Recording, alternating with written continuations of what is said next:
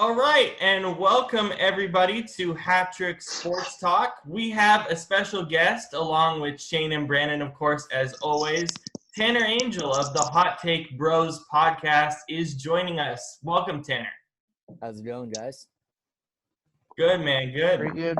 Pretty good. Just hang in there, Yup, I feel it. I feel that. So, Tanner, tell me more about this podcast that you're just about to start up here in a week.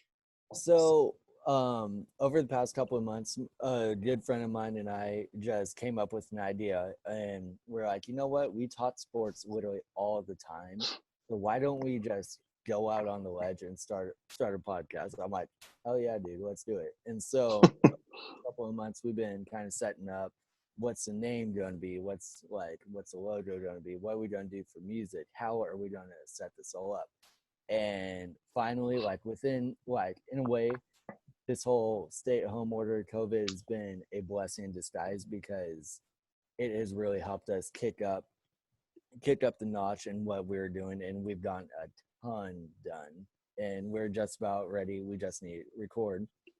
And so basically, for what you guys would see on or hear on the podcast, we're going to be talking all major sports, primarily football, basketball, and baseball.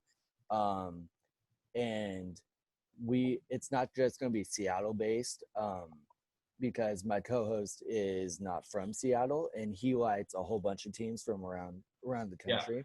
Yeah. And I like a whole lot of other teams, and so we're not going to just be one area. We're going to be all around. So we're going to literally be talking everything. We're going to be debating on the hottest stories in sports. We're just going to be talking about sports, and I'm sure we'll mix in a few other things. And I'm really excited to get it started. Yeah, awesome. Pretty similar to what we do here. So if you guys like what we do here, you guys like Tanner's spot, join his show. We'll definitely promote your Facebook group as well. I just joined in last night, and you guys have done some great stuff with polls and just a lot of great stuff there. So thanks for joining us. Yeah. All right, so let's get started with some breaking news, actually. Right before we got on, I just got a report that the Jaguars have not extended Leonard Fournette's fifth-year option. So I'm not sure if their plan is to give him a long-term contract, but they have not extended his option. So, Tanner, I'll let you go first. What's your reaction to the Jaguars not extending his option? My first initial reaction is I don't know what Jacksonville Jaguars are doing. Like, I get it. I think they're trying to rebuild again, but it seems like they've been in this rebuilding process. So are they like resetting the rebuild? What? I just don't understand. I mean, I get it from a Leonard Fournette standpoint. Since this man cannot stay healthy, save his life, like maybe he is not the option. But when this man is healthy, he is one of the top running backs in the league. And so I would say if I were Jacksonville, I would have extended out and given him that option just to test it out one additional year and see where it goes. But it's kind of a head scratcher if you're asking me. Yeah, and especially, I mean, it's a pretty young team for the most part, and he's been in there for a little while now, and so I mean, just to kind of have that leadership too, in the organization, especially when you have no idea who your franchise guy is going to be. Maybe it's Gardner Minshew. I don't know why you would do that, but yeah, I mean, I think regardless, they should keep him around. So yeah, this is an interesting story. Yeah, and in the same day they cut him, they bring in ex-Redskins running back Chris Thompson for a 1-year contract. I know. It doesn't make a lot of sense to me why they would go away from one old running back instead of replacing him with a younger running back. They go with a running back who hasn't even proved himself that much. If at all. If at all. Like that's the thing. Like there were games last year where he was still putting the team on his back. So and another thing for me is if they were planning on declining the option, why didn't they go out and draft a running back? in the Yeah. happened last week. Like maybe it wasn't that heavy of a running back draft, but something is better than nothing. And I don't think Chris Thompson is that great of an option, really. And so it just doesn't make a ton of sense. Well, especially with all the running backs that fell off the board. I mean, a bunch of running backs went in the second, third round. Like, you could have easily got one at that spot, Yeah. So it's a really bizarre thing. Like even Swift, he was supposedly the best running back in the class, and he fell to a second round.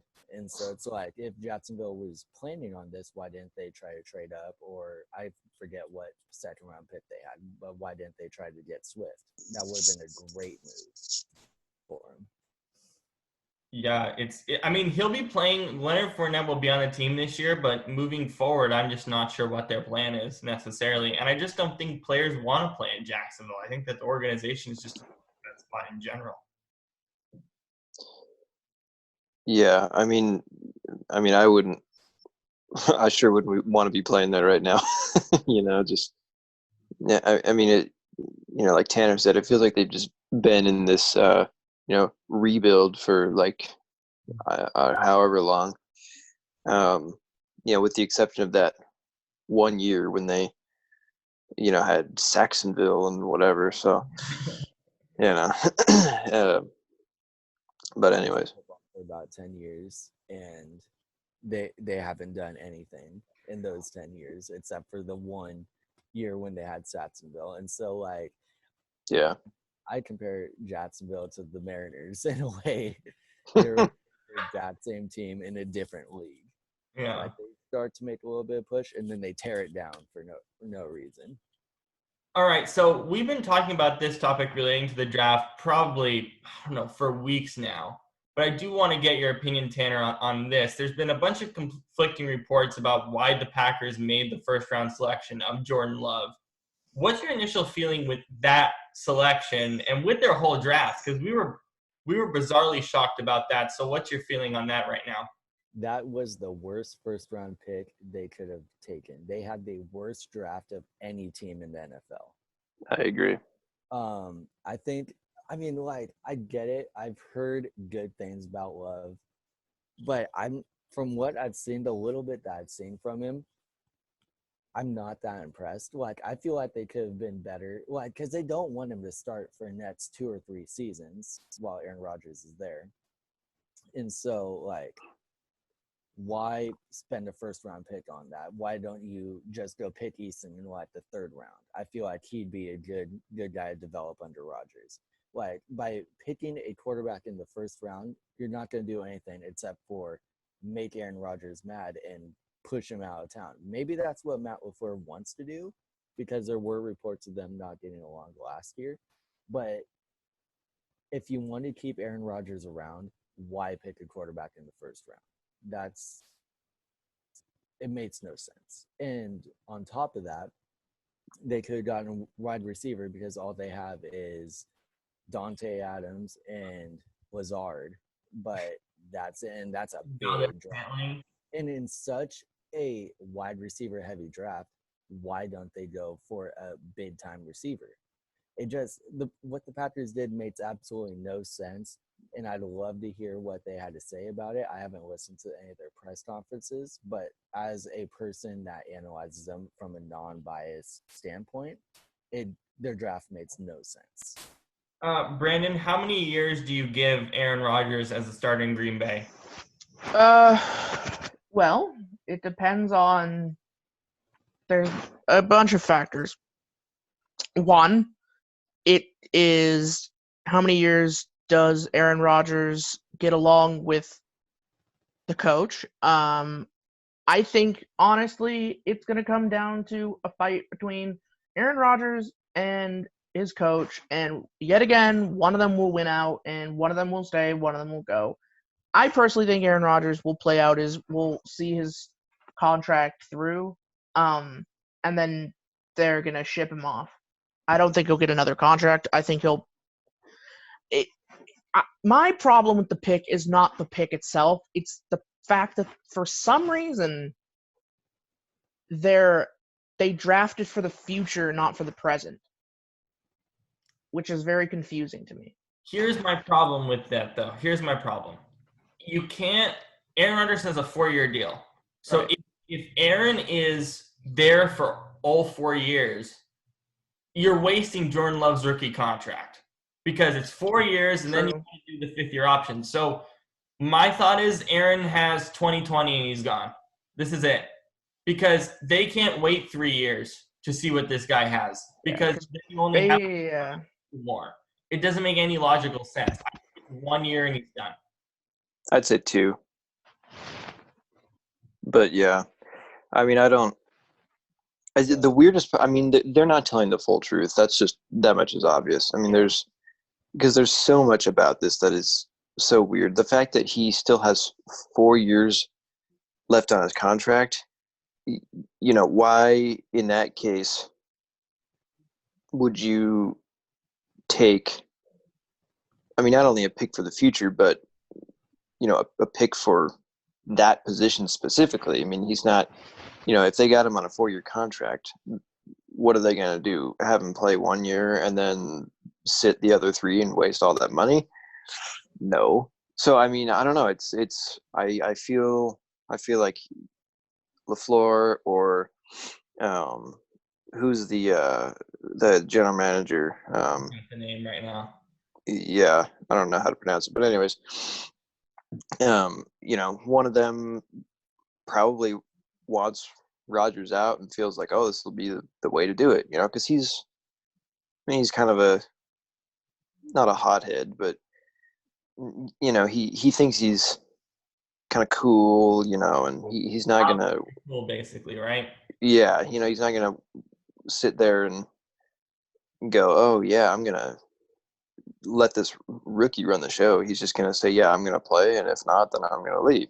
So I am interested to see what his future looks like in terms of whether or not he goes somewhere else or where he would go or whatever.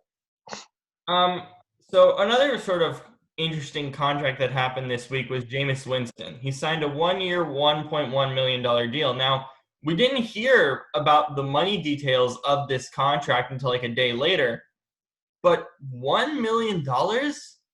I thought it was at least going to be 3.5, and he's making less than guys like RG3, CJ Beathard. Like, he's making less than almost half or at least quarter of the backups in the league. I mean, I get that he wants like a Harvard education at the quarterback position, but $1 million, was this more of a case of the fact that he just didn't have a market at all? Probably. I feel like it is because, I mean, you look at all the teams right now, and especially after the draft, how many teams in the NFL currently do not have a quarterback for at least the next 2 to 3 years? The only one I can think of is the Patriots, really, and maybe the Bears, but they have Nick Foles, and Nick Foles is Nick Foles, so he's kind of a wild card there. And so I don't think he had much of a market, and so he had to settle for what deal he could get. And I feel like being under Drew Brees will help him a lot. A big thing for Winston was he benefited from arguably having the best wide receiver core in football last year or the past couple of years. And he still found a way to lead the league in turnovers. And that is what killed his value. Even if he was top 5, I'm sure he would have found a little bit more money. But since he threw 30 picks and 30 touchdowns, that really drove his value down. And so I'm not really surprised. I personally view him as a backup quarterback, and I have for the past couple of years. And I don't know, maybe Drew Brees can help him a little bit since he'll probably retire soon, and maybe he'll have a resurgence like Bridgewater. But yeah, no, it's interesting. It's interesting for sure. Brandon, what are your thoughts on the contract? I mean, I feel like I've already told you this, but I don't like it. I mean, I think it's bad. I think Breeze is gonna just chill out and do his thing.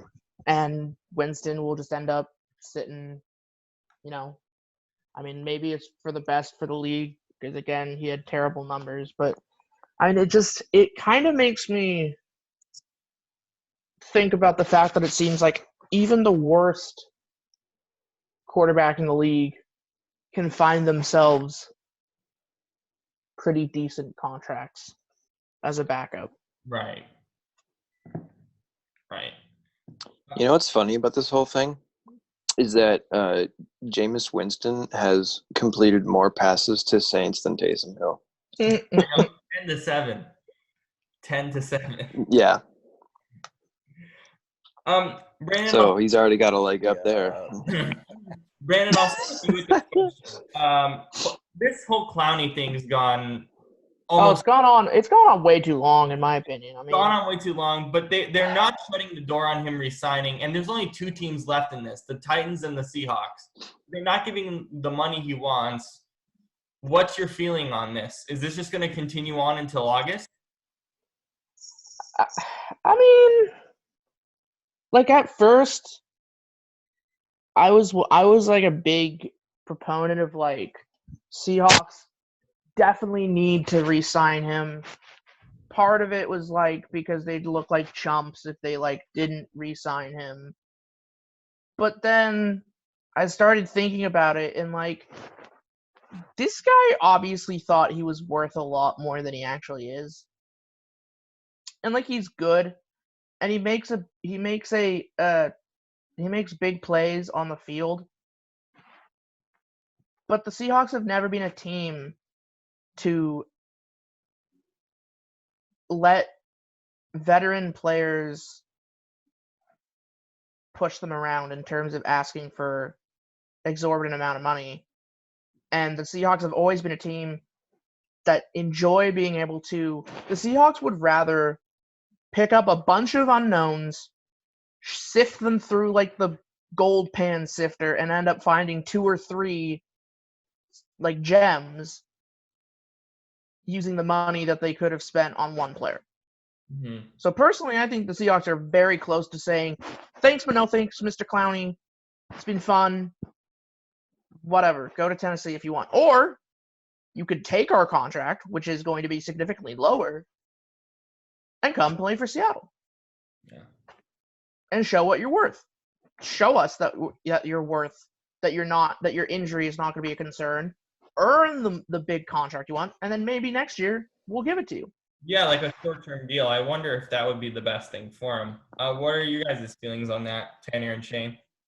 I think, for the past week or so, I've kind of considered Clowney gone. I just don't see any way he could possibly come back. I mean, yes, we have the cap for it now that we cut Britt and Fluker. We have the cap to pay him his $20 million or his $18 million, whatever. I think he was asking for $17.5 million last I heard. So we have the cap space. But I feel like if he were to come back, he would have re-signed like a day, maybe 2 after we cut him. And now we're going on 3 or 4 days since we cut him, and there's still no news or new movement on that. So my heart's telling me he's not going to come back, and I'm not necessarily disappointed in that. Like, it'd be great to have him. Don't get me wrong. I love Clowney. I love his skill set, and I like when he's healthy, he's a top edge rusher in the league. But I just don't see him coming back. I briefly was scanning through Twitter yesterday, and I saw somewhere that he was interested in the Jets, so like he wanted to play for a big market team.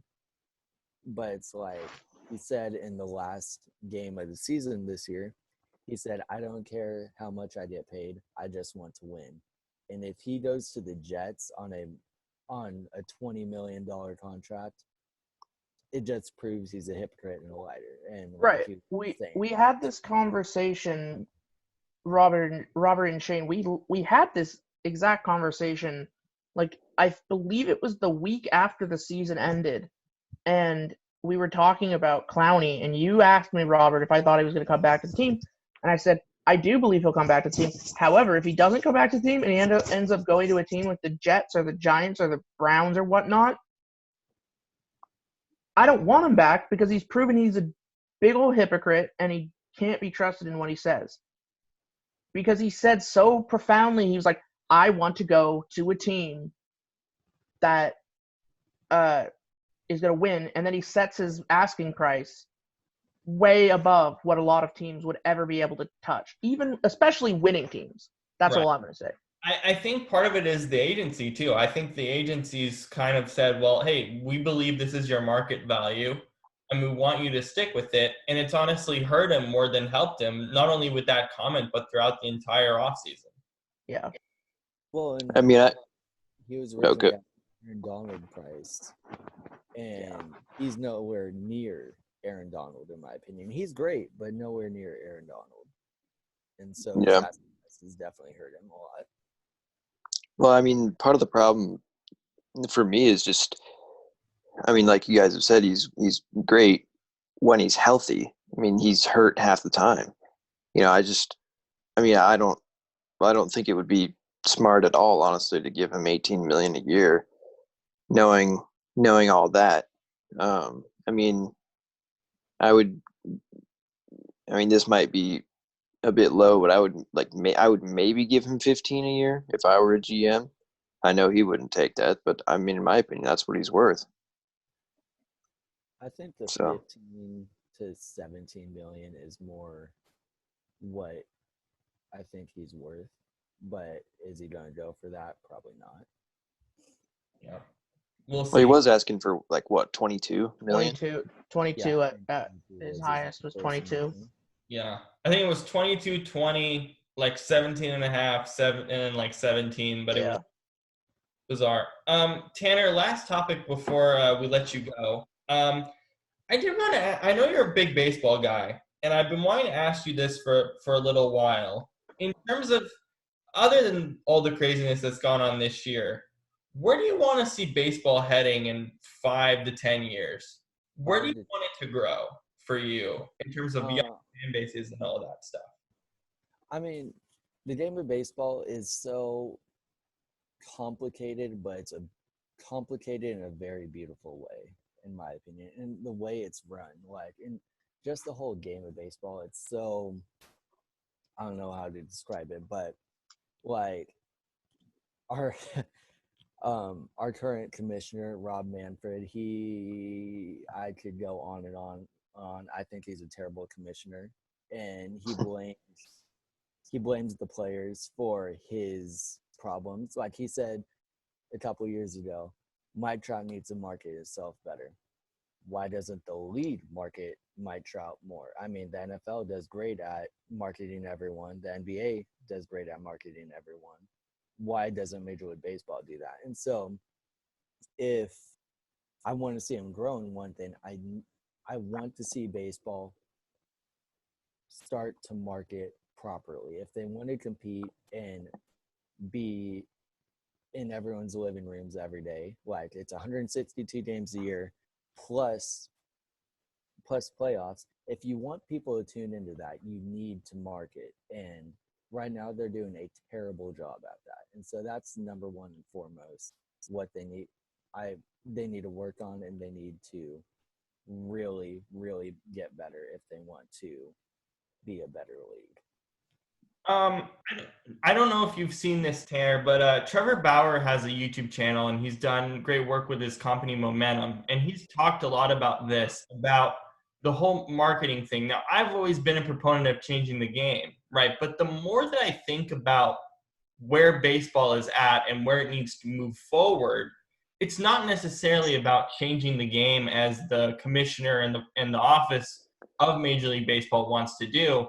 It's more, as you said, about marketing the players and having the ability to do that with all types of players. The game is so much more diverse. I mean, you have players from all different backgrounds. Well, why don't you just tap into that and give people a platform instead of players having to go out and do that themselves like Trevor Bauer?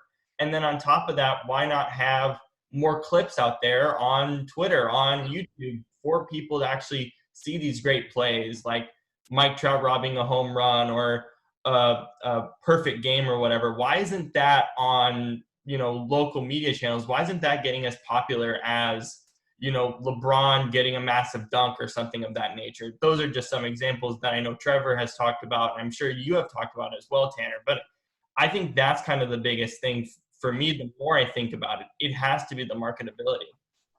Yeah, no, it's 100% that. And I mean, and you brought it up, like there are so many players from so many different places in baseball. It's probably the most diverse sport besides soccer. I mean, even in that case, it might be more diverse than soccer. But I mean, um, Commissioner Manfred wants to change the game, and I saw a stat in December, I believe, or is January, something along those lines, where it said the average baseball game last year was 17 minutes shorter than the average football game. And of course, the average football game, it's just 15-minute quarters. And like when it's all said and done, baseball games were actually shorter than them. But yet Commissioner Manfred wants to push, saying we need to make the game faster. We need to make the game faster. And they accepted a rule, and I think they were going to bring in this year. It might have been next year, where they wanted a 3-batter minimum for relief pitchers unless they are ending the inning. And that is the worst possible rule you could ever make. Like that's going to take so many pitchers' jobs. Like Mark Zepchinski, he pitched for the Mariners for a while. He was great with the Cardinals. People like him aren't going to be in the league anymore because of that rule. Like there's going to be no lefty specialists, and it's going to cost people jobs in the long run. And so by wanting to quote unquote change the game, Manfred is ruining the game. Shane, Brandon, what are your thoughts on where baseball should be heading in the future? I think it just has to, more than anything, find ways to appeal to younger people. Because, I mean, it's, people like us like it, obviously. But, there's, if you look at the, kind of people in our generation, it's all about, football and basketball and I guess soccer as well. And then baseball is just kind of this other thing. It's like, oh, yeah, that's for old people. Who cares? You know what I mean? It kind of has like that stigma amongst most people that I talk to that are our age. And, I mean, it's tricky because, I mean, how do you, just make a sport appeal to a new group of people? I mean, like you guys were saying, more media presence would definitely help. Just, showing all these, like you said, showing all the cool plays, like, someone robbing a home run or whatever. And yeah, and I mean, it is interesting when it comes to, the fact that the game might not be longer than, football or whatever, but it is a slower pace. Yeah. Because, pitchers take so much time between pitches and whatnot. I mean, I know this is controversial, but I wouldn't be opposed to having a pitch clock, just as a way to, because our attention spans are so short. It's like, that would be, I mean, that could be one thing, but that's just a small thing. But yeah.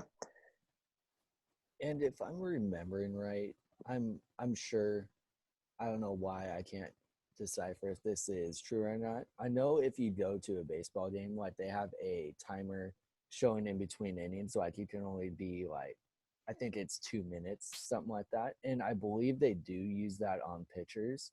And They it's have the last few years, I think. I think it 25 seconds between pitches. Like I agree. Like if you want to shorten up the game and take time, like spend less time between pitches, 100%. You can use a pitch clock. I don't think that'll really ruin or have much effect on the game, but it'll make it a little more faster paced. And I do agree. Baseball can be really slow sometimes, and that's what turns away a lot of people. Brandon, what are your thoughts on where baseball should be heading in the future? Baseball. So here's the thing with baseball. Baseball is a sport it's fine watching it on TV, I think, because you can get up, go do stuff, come back, watch it. It's enjoyable watching it at the park because it's an experience. But ironically, I enjoy going to see baseball more at in the park, like because of the experience. Baseball is doing it wrong though, trying to speed up the game while also being like, oh, you have to go through a certain amount of pitchers a game, like each inning, because that's just going to, in a way, if you think about it, that's going to extend the game, because if you bring out the first pitcher, right, and they're terrible, and they're just getting lit up, you can't just bring someone else in who can finish the job, So I feel like baseball will always try different things, but it's never going to figure it out. Especially under the current Yeah. ownership or who's running it right now. Like they don't know what they're doing. And to bounce off of the experience thing, like I've been to a couple Portland Trailblazer games. I've been to a couple Seahawks games, but there is nothing, and I say there is nothing better than walking up to T-Mobile Park, Safeco Field. I'll always call it Safeco Field personally. But there's nothing than walking down Soto and like there's a whole bunch of shops on the right hand side, then the hot dog stands, and just hear like smelling everything, and then like just the energy that brings. There's nothing better than going to a baseball game, especially if it's a sunny day and not a cloud in the sky. Nothing beats it. Yeah. I think one of the biggest things for me, as we're all sort of part of the media and, talking about sports and stuff, baseball doesn't really come up as much in our conversations until the postseason. I think I've always been someone where it's like, I'll watch the All-Star game, I'll watch the Home Run Derby, I'll watch opening day, and then I'll obviously watch all the postseason. But other than that, I'm just not as interested as I feel like I should be. And I've always wondered why that's been the case. And I think that's kind of been my biggest question towards baseball for a long time, is why is it that the regular season doesn't seem as important as it should be?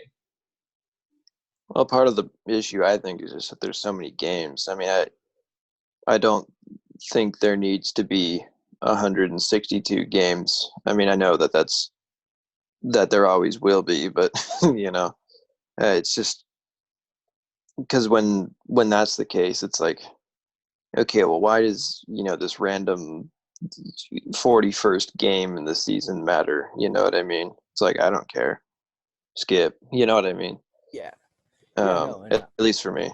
Yeah, no, and I completely agree. I know back in the 90s, they used to have like 147 games, something like that, and they switched it up around 1996, 1997.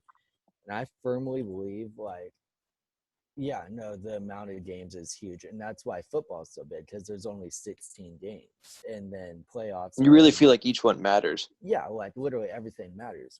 I think if I had to say in it, baseball, I'd be fine with cutting out 42 games and making it a 120 game season, and then somehow expanding the playoffs. They just now expanded the playoffs to, I believe 7 teams are making the playoffs out of each league now. Yeah, for the NFL, yeah.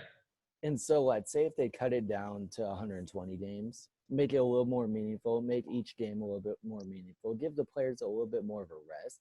You could somehow expand the playoffs a little bit more, and get more fan bases back like interested in it, because that's one thing with the American League the past couple of years. The American League has been the same teams, the Yankees, the Astros. By the way, I still hate the Astros. I think everyone does. Yes, You and I yes. talked about this before. I think everyone's done with the Astros. Yeah, yeah. Not until literally everyone's out and they have all new people. I think everyone's going to be done. But anyways, like it's just been the same teams except for inception of one or two changes past couple of years. And if you can somehow expand the playoff somehow and get more teams interested and feel like they have a chance, I feel like that's the way to go. Like, yes, you might not be making as much money, but in reality, like during the regular season, but when it comes to postseason, if more teams are making the postseason, you'll be making more money because of the excitement that the postseason brings. Mm-hmm. I think also part of the issue of there only being like these few teams that are so dominant every year is that there's no salary cap in baseball. You know, it's just like whatever owner has the most money spends all their money on these great players, and then it's just the same teams every year are really good. That's so true.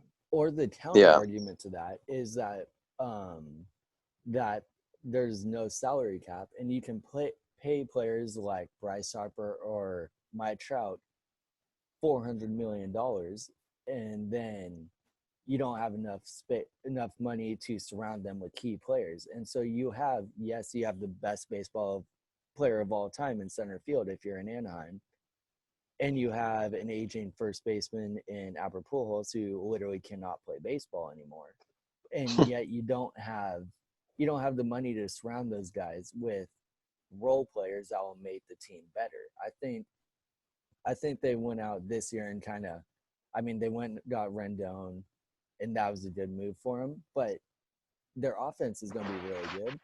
Their pitching, though, they fail to spend money there. And I'm not sure if it's because they don't have enough money. I'm not sure if it's because Artie Moreno there just doesn't feel like it's important. I have no idea. But like luxury tax issues. What were you saying? Luxury tax issues like the Red Sox. Yeah. No, like the Red Sox and all those people. The only two teams that can afford the luxury tax every year are the Yankees and Dodgers, and that's not going to change anytime soon. See, and as a Mariners fan, you know what was ironically, what I think was the biggest move that's happened in the history of the Mariners in the last couple of years? It was the change up of ownership. 1,000%. Because as diehard Mariners fans, it is other teams don't understand how annoying it was to sit there year after year understanding the way that the money works in baseball, and that with no salary cap, it's all about how rich is your owner and how willing are they to throw the money around. Because even though our owner used to be very rich, and we were literally owned by Nintendo at one point, they refused to throw the money around. Unlike the Yankees or the Dodgers or the Red Sox. And so now, me as a Mariners fan, I'm very happy, and I can wait another 3 or 4 years seeing all these rookies and picks we're getting, because the difference is we're not putting the money on the players, on the veterans right now. We're putting the money towards having good front-end staff to make the team better. Well, and to key into that, there's a quote from Howard Lincoln, who used to be the president of our league. He's to what's it called? He said he didn't care what happened with the team as long as they're making profit, and that's all they cared about. They didn't care about the product on the field. It was all about profit for them. Which just shows how frustrating it is to be a baseball fan for a team that just consistently doesn't do well, because baseball fans are a very strange breed, and I can speak for myself because I will go to baseball games for as long as I live, and I don't care if the Mariners are good, bad, or ugly. I will cheer for them, and I will get my heart broken every damn year And then maybe every couple years I'll get 1 year where I can maybe have a little piece of hope that we might break the streak, but it never happens. All right, Tanner, thank you very much for joining us. We really appreciate the time. Make sure to check out the Hot Take Bros podcast with Tanner and his good buddy. We'll definitely be putting out the Facebook group on all of our social medias, and we'd definitely love to hop on your show soon. Thank you for coming on, man. 1000%, guys. Thank you for having me. It's great talking. It's been literally almost 3 years. So, Yeah. Yeah, all for right. sure. Well, you guys have a great day. Good All right. seeing you. Thanks you too, man. See ya. Yeah. All right. I know, Shane, you have to go in a little bit, but let's get back to some NFL topics. The Okay. getting Trent Williams was one of the more interesting parts of the third day of the draft. They're kind of having a wait-and-see approach with him right now. What is your guys' feeling on the Niners getting Trent Williams?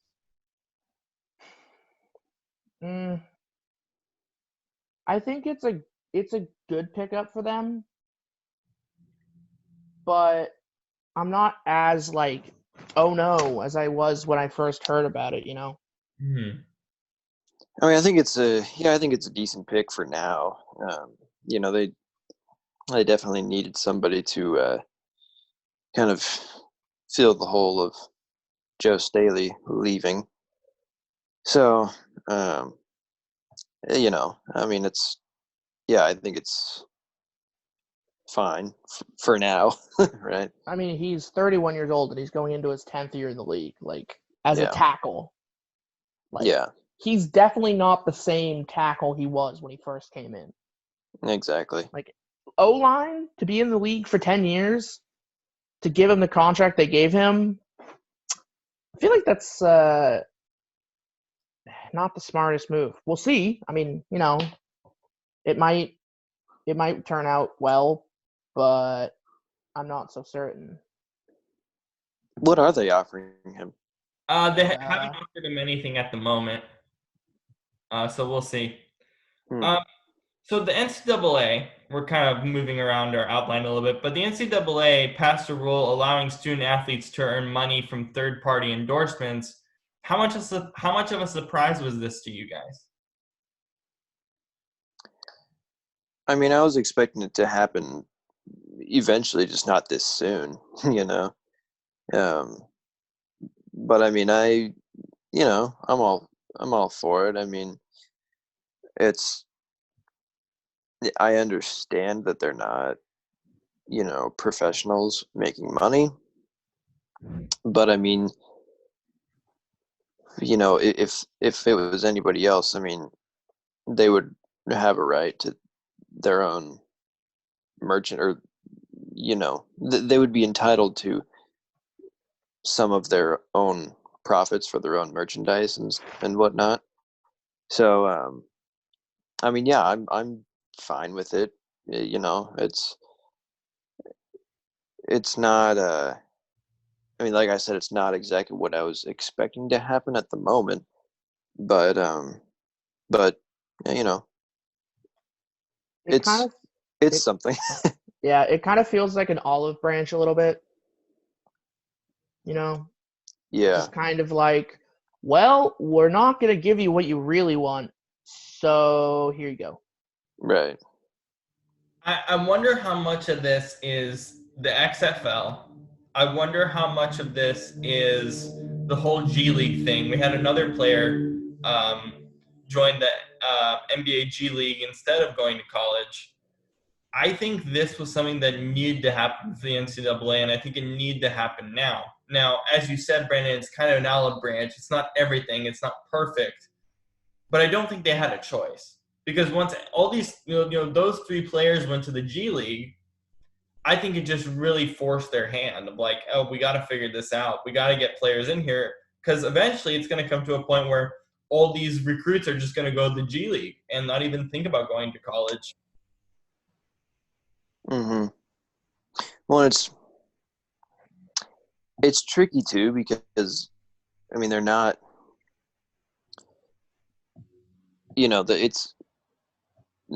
a lot of their, I mean, they are ultimately just student athletes. I know that they work really hard like professionals. Um, but I mean, it's, they're there getting free school. I mean, it's like, where do you draw the line? They kind of have to earn some of that when they're pros. I mean, as Yeah. as kind of tough and grumpy as that sounds, I mean, I just think it's, they can't just say, oh yeah, here's money, here's that, and whatever. And like oh, Go ahead. here's my thing about paying players to be able to use their likeness and whatnot. Any average college student would be getting some sort of job to make money, right? Whether it be coffee shop, retail job, whatever. When you are an athlete, you are waking up, going to class, going to study hall, going to work. And by work, I mean going to work out, going to practice, going home, going to do your homework, going to sleep, waking up, going back to class. You don't have time for a job. So why can't the NCAA just pay you $100 a month? Right. That's my point. Especially when you have literally every week for 3 months, every weekend, you have the NCAA making millions of dollars off of all of these players, and yet they can't make any money. I mean, what's $100 a ridiculous. month gonna do for you? Well, But it's something, Shane. Like, that's the point. Well, yeah, I don't know. I mean, honestly, it could be more. But, like, it's still money. It's still, like, here's the thing. To me, Shane, think about this. How did you feel when you started getting money to be able to actually, like, money that you could go and do something and then still have money in your account, like that feeling of like actually having, like, being financially like independent, like being like, I have this money, this is mine. There's something about that kind of just that changes everything. And honestly, I think it's kind of demeaning to the players that they can't even make their own. And people wonder why you have stories of players like getting caught with drugs or caught like selling drugs or whatever, like, or any other sort of thing they're selling. Not just saying they're selling, I think it's different when you're a 5-star recruit, especially in basketball. When you're a 5-star recruit, I mean, we saw in the Ben Simmons documentary, he did a documentary on HBO, and for one of his quarters, he was just like, I'm just not going to go to class. Who cares? I'm done. I'm ready to get to the NBA. It's like, I think specifically if you're a high-profile recruit, what's the point of going to college? What's the point? There's none. Like, God forbid you don't get injured, but or whatever. It's that if you are a 5-star recruit, why not just you get like the G League is perfect because you get $500,000, like I think it's 100,000 to 500,000. You can still get a degree if you want it, but you can then focus on playing basketball and get a fast track to the NBA because you're just focusing on playing ball. Wait, so with the G League, they allow you to get a degree? Yes, they do. It's even part of the plan. Yes, you get money and you get a degree if you so choose to get a degree. But why should we as sports fans being my problem with this is, right, so you have, interestingly enough, something I just thought of is it could be interesting to see if the high caliber players take the G League route, right? Mm-hmm. And the players who wouldn't quite be ready for the league right away take college route. That's the hope. it could be the best of both worlds because you could end up with players who may have ended up being superstars if they were able to develop in college, becoming superstars, and plus you get the already superstar players going on, plus you get depth, but that's just a hope. Who knows if that would actually happen? What happens is simple. What happens is the G League system becomes a better college system where five-star recruits are going to choose to go to the G League. And then in 2 years, 3 and 2 stars are going to do the same thing. But it's just going to be a better aspect. Because, look, there's so many guys who, I mean, Darius Bays is a good example. He went to the G League last year instead of going to college, I believe. And I think Baisley did a New Balance internship. But, like, there were certain prospects last year who just went straight to the G League, and they were second-round picks. Well, I think what's going to happen is if you have 5 stars going to the G League, 2 and 3 stars bump up already when the 5 stars aren't going to college. Therefore, if you're a 3-star, you get a 4-star. If you're a 4-star, you're probably going to be looked at as a 5-star just because the 5 stars are not there anymore. Right, in terms so of... you know what happens, you have when you say, I don't think the 2 and 3 stars are going to, or 4 stars are going to start going to the G League route, because I think the 2 and 3 stars are going to see, oh my God, I can go to the Kansas, I can go to the Kentucky, I can go to yada, yada, yada school, Syracuse, Vanderbilt, whatever, get a degree, be there, stay there for maybe 2 or 3 years, develop as a player, and then boom, go to the NBA. Voila! I have the skills. But still. But my point is, I don't see. At least that's how I would be thinking if I was a 2 or 3 star player, and I see all the 5 stars going to the G League route. I'd be like, well, man, I could actually get more playing time. I could go to one of these good schools. I could, instead of riding the bench, I could actually learn. I could develop. I could become a good player, and then I have a better chance of being in the NBA. If this was the case, then we're finally going back to real college ball. Yeah. Like these guys staying there for 3 years and sort of developing some kind of a brand there. And you know what? You know what schools would benefit from that the most?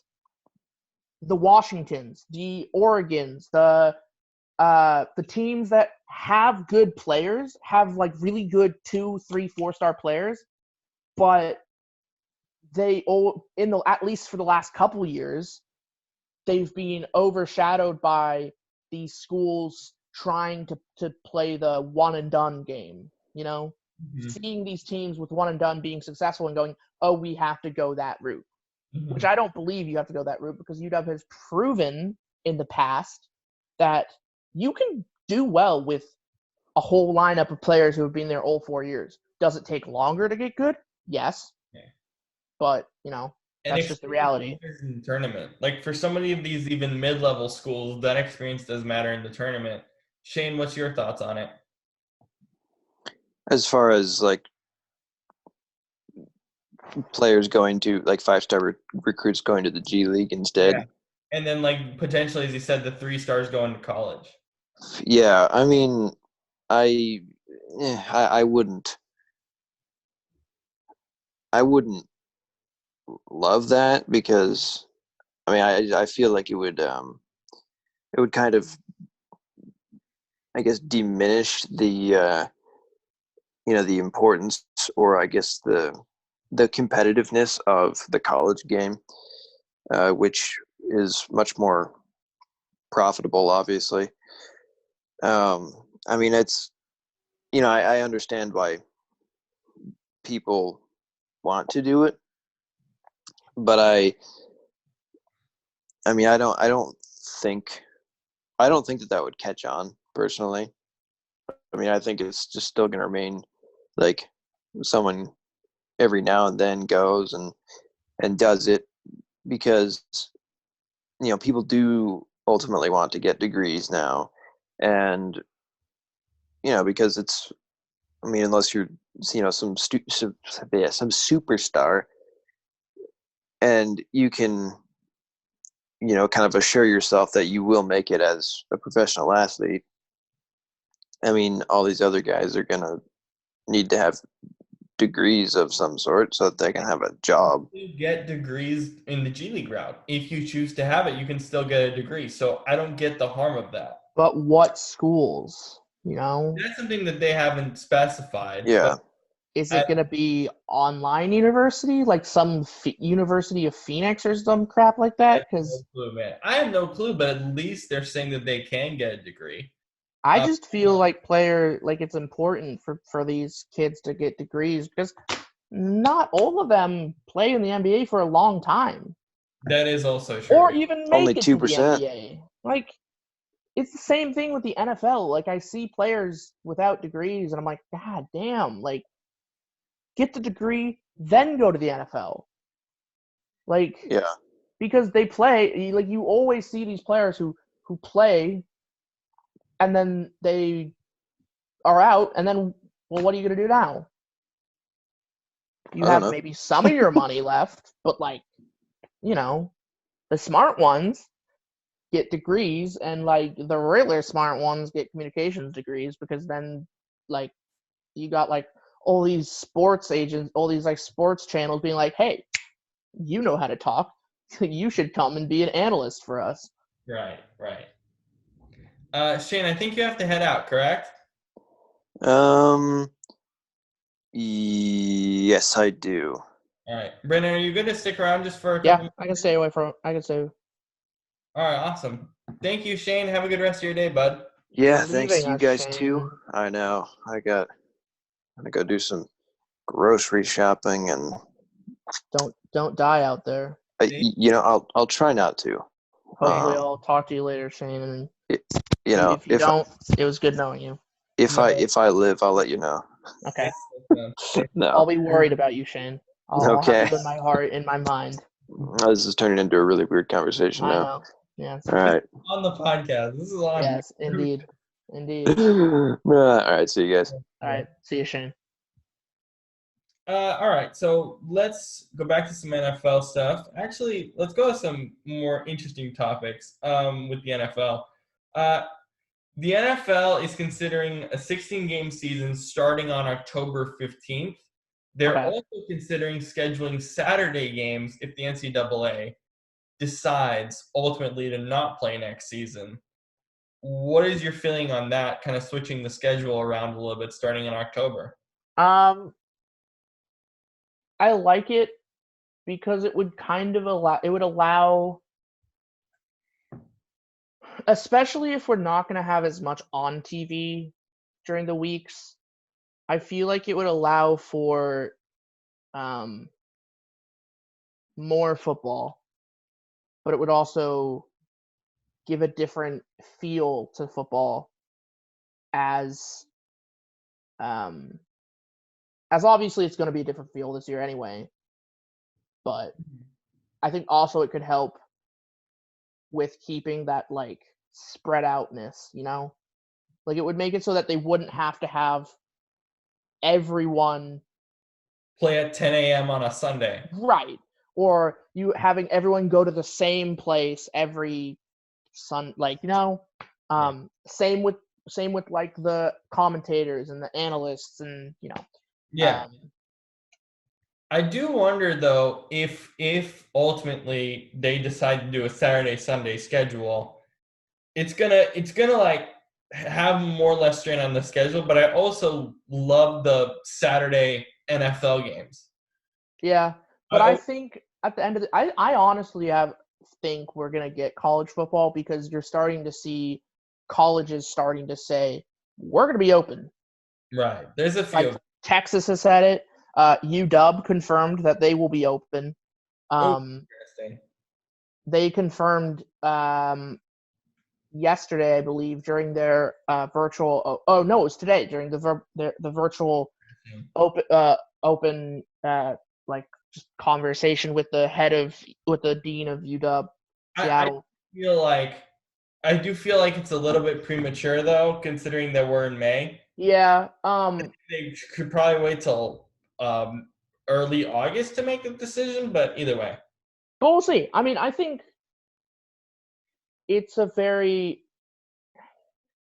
We'll see if we get college football. I mean, it would be shocking to me, just based upon the fact that college football is kind of, if we don't have college football, this is, I believe we will see a lot of Division II and Division III and some smaller D1 teams crumble. Oh yeah, for sure, absolutely. It's amazing. Yeah. And I No, also think it'll have an impact on basketball teams and other teams. it's definitely had an impact, as well as you mentioned, with the money issue with some of soccer teams, or as they call them, Yeah. football clubs as well, over the last few months as well. So The Last Dance, you and I have been watching every episode. We've been meeting afterwards on Zoom and talking about this series. What have you enjoyed about this? Because I think from episode 1 we were like, this is awesome. I think it's very honest, and it doesn't cut corners, and and so far it's covered like the key moments in Jordan's career. And what I like about it is it hasn't tried to make him look like a perfect person, Yeah. which I was worried about. Like, I was worried about them being like, hey, it's Michael Jordan, like, he's this great player, and yeah, but no, like, they haven't done that. I think one of the things that surprised me the most throughout this documentary is how each episode is kind of like a different player, right? Like episode 2 was Scotty. Episode 3 was Dennis Rodman and his vacation craziness. And it's about that entire team almost. Yeah. It's not just a Michael Jordan documentary, even though it clearly is fronted by Michael and there's a lot of Michael stuff in And there. then, yeah. And then episode 4 was Phil Jackson. Right. It's like they have a lot more of a profile piece on each of these individuals, and they're going to continue to do that. Episode 5, I think, episode 5 and 6, the Dream Team. I am really interested to see what was the conversation between Michael Jordan and the USA basketball organization about Isaiah Thomas and why he wasn't on the team. Well, it was probably the men's team tried to kill me. Yeah. Like, after watching episode 4, like, I'm betting you Michael Jordan, they're going to ask him. He's like, I don't want him on the team. The freaking Detroit Pistons tried to murder me. Yo, I want to hear more details about what was actually said in the room. Yeah. How it was presented. I'm just so interested with that. And obviously, I love the Dream Team. I watched a documentary on the Dream Team that NBA TV did like years ago. That's such an awesome team, just personality-wise. I'm just excited to see more about that.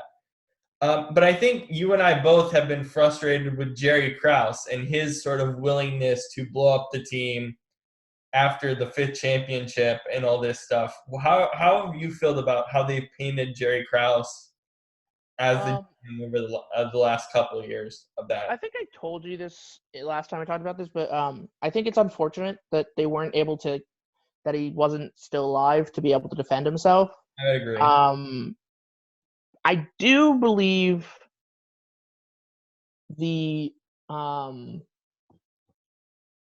just the way, like, the editing has kind of led us to be like, he's terrible, and like, yeah, tearing apart the team was, like, at the time it seemed a little like early, but I've also heard apparently that in an interview from the director that as it goes down the line they did the episodes in the order for a reason, because as it goes down the line, as you see them start getting closer and closer to the end of the season, you kind of start understanding a little bit more and more about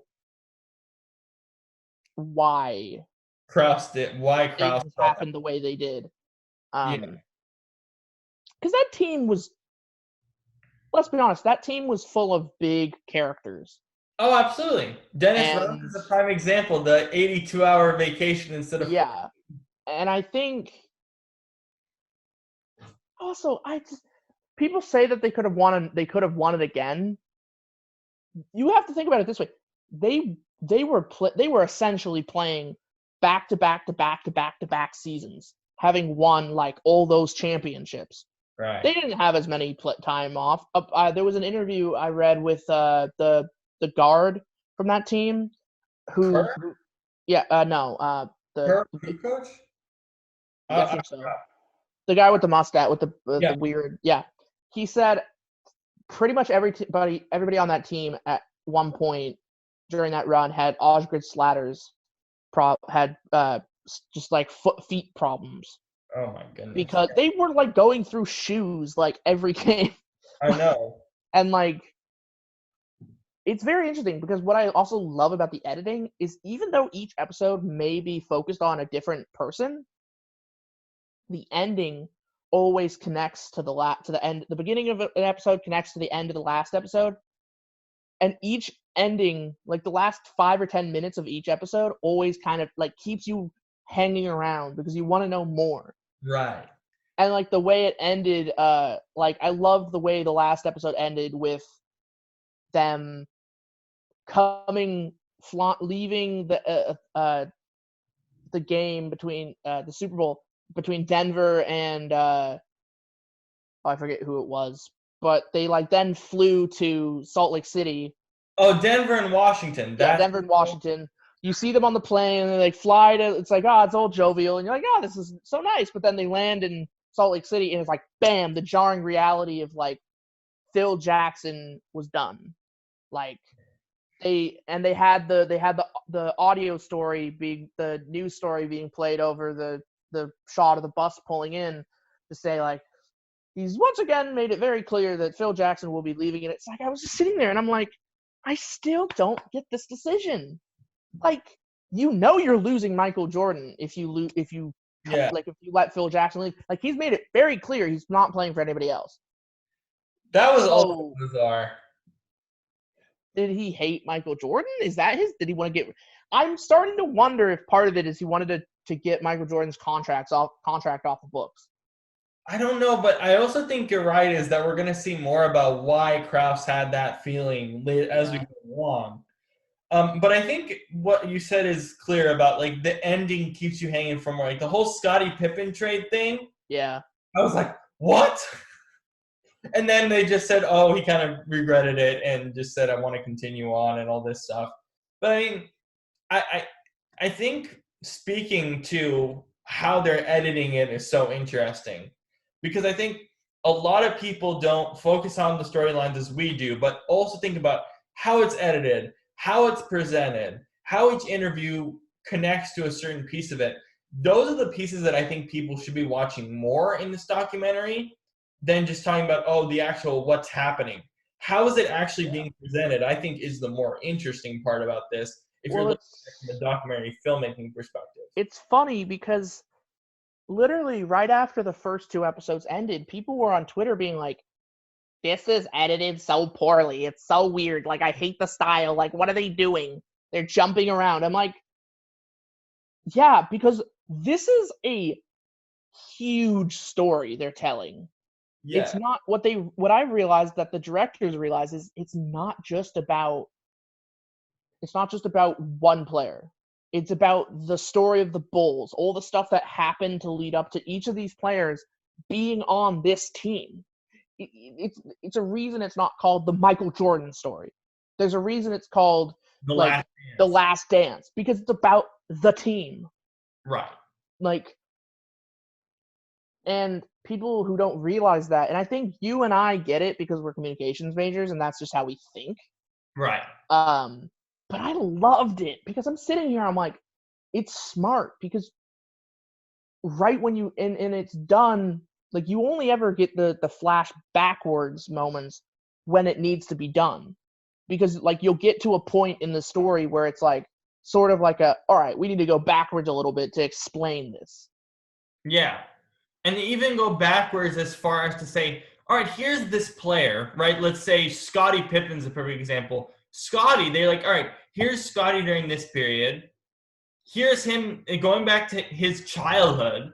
then him getting drafted, and then the Sonics thing, which I don't think any fans actually know about, and that whole story, and then kind of going back. So the reason why they're jumping back and forth is to give you this really important context that makes the story more compelling, honestly. Because, like, what I've loved is it's like there's two stories going on kind of with Mike, with the team for the last couple episodes, where it was like showing the battle with the Pistons, not the Pistons, was it the Pistons, Detroit?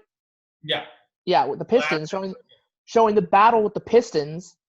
And to me, what that showed me, the narrative that was being added from that is, oh, this was when Michael Jordan went, like, we got to get tough, we got to be harder, we got to fight. Like, we can't just work out more. We got to do right. Yeah, we can't be just good on our own skills. Like, we have to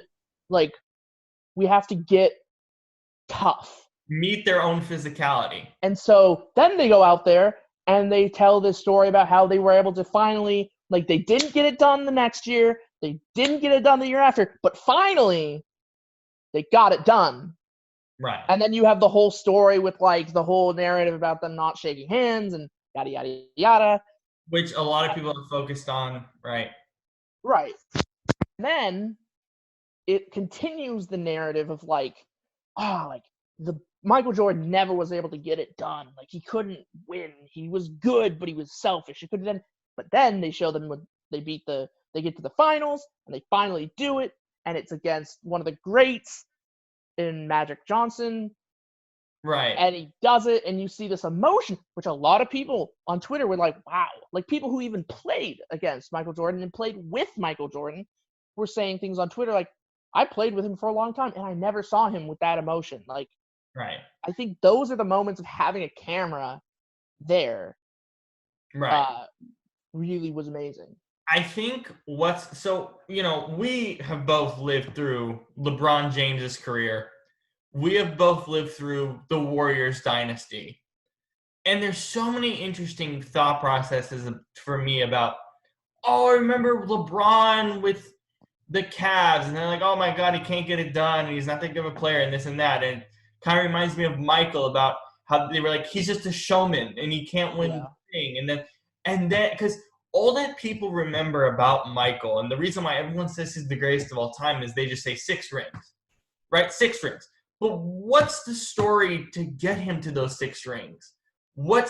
How did the media look at Michael Jordan in this period? They looked at him as just one of the greatest basically like the shows on the court. Yeah. And not, going to the show on turf thing. But and it was genius, because then you get the moment, for me, the moment that story shifted into the next phase of Michael Jordan's career and it was so subtle, but it was just a little and it was just like a little conversation part during when they were in Game 7 against the Lakers, where they just have they have MJ just being interviewed, and he just goes, and coach just goes, who's open? And he's like, so-and-so. And it's like, we'll pass it to him. And so it showed the moment where he realized, like, he finally clicked on what Phil Jackson had been trying to put him in his head. And from then on, I believe that's the moment that he became the greatest player of all time, because you know what he does that I don't believe LeBron James does? He passes. Well, I think LeBron is one dishes of the the rock.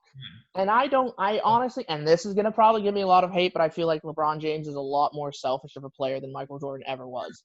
I don't know, because I think especially this year, leading the league in assists, he's kind of trying to help the team with chemistry. This might be the first year where he really kind of was like, I want to help the entire team. A little team. Late for that, though. But I also will say this. I think what people said about the documentary, people have watched it like before us, like some early cuts. Yeah. And people are like, okay, this story will get people to realize, oh, this guy was the greatest of all time. And the more you watch it, the more you realize why this is so hard to argue. Because you're like, remember the first episode, the first night of the 2 episodes, Larry Bird's like, I've never seen anything like it. The 53 points and all that stuff. Like, I think part of that is the genius of the documentary. And as we go along, more people, I think, are going to be like, oh, this is why. Because we never lived through it, right? Yeah. So we are able to sort of live through it in a way where we're going to start to sort of understand why. And it's building it up, and it's showing. Right. And to me, the moments that started making me think like, wow, this guy maybe really might have been the greatest of all time is not just what he did on the court, but the fact that he was understanding of his teammates. He did what needed to be done. Like, he just wanted to win. And he didn't care if he had to go to friggin' Dennis Rodman's hotel room and get him and bring him to friggin' practice. Or, you could see. It was funny because you could see that even all these years later, when he was being taught, they were talking about the Vegas thing. You could see the look in his eyes of just like, oh my god, like I knew it. Right? Michael's yeah. He's like, I knew you were gonna like just like this dude, like. Final thing on this before I let you go and we finish the podcast. I want to talk about the vacation thing because this is by far my favorite moment of the entire show so far. The fact that Phil Jackson knows his players that well to say, yeah, go. And Michael's like, no. Yeah. No. And they're like, give him 48 hours. And then Michael's like, all right, fine. I love the line at the beginning of the next episode where the interviewer just nonchalantly goes, was he back in 48 hours? Michael goes, no. No, what do you think? It's just it's so well done. And honestly, to think that originally we were gonna have to wait till like September for it. We were gonna have to wait till June. It was gonna be released during the finals. Oh man, that would have been cool though. Like think about how like the moments around that, like having it in the finals and. Yeah, but. I will say. So back to the vacation thing. He's like partying, and then Michael like has to pick him up. But it's like the genius of Phil Jackson to go, I know what this guy needs. He's so crazy, but I know he needs time off. And then to think about, oh my God, what if that happened today with social media? Oh, the media would kill him. Oh my God. Think about TMZ being like, oh my God, Dennis Rodman in Las Vegas. The heck? Yeah. But I think you and me both have really enjoyed it, and also you and I have also tried to understand it deeper from a technical perspective, as you said, as communication managers, maybe say, hey, here's what's actually going on, and here's what's the genius of them telling the story than just the story themselves. Yeah. All right, that's it for this week. We had a lot more topics to cover, but we'll definitely get to it next week. Thank you so much, Brandon, for coming in. It was fun. Indeed.